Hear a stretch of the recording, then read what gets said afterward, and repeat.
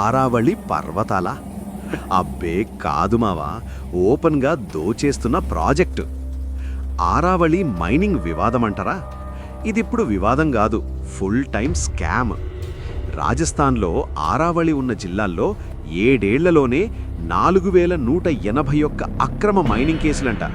ఇవన్నీ పట్టుబడ్డవే మావా, మిగతావంతా అండర్ ద టేబుల్ సెటిల్ అయిపోయినవే అయ్యుంటాయి.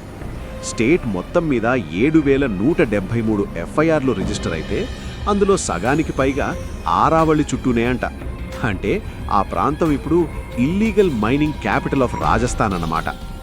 ఇంకా విను, రాష్ట్రంలో మొత్తం 71,000 ఇల్లీగల్ మైనింగ్ ఘటనలు జరిగితే అందులో 40,000 ఆరావళి జిల్లాలవే అంట.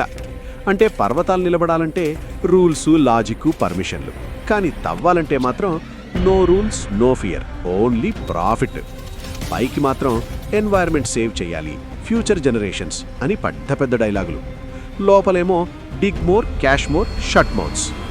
పగటిపూటే పర్వతాలు మాయమవుతుంటే అధికారులు మాత్రం నెట్ఫ్లిక్స్ మోడ్లో ఉన్నట్టు. ఇలా కంటిన్యూ అయితే మావా, రేపు ఆరావళి పర్వతాలు కాదు గాని గూగుల్ మ్యాప్స్లో కూడా నాట్ ఫౌండ్ అని చూపించినా ఆశ్చర్యపోనక్కర్లేదు.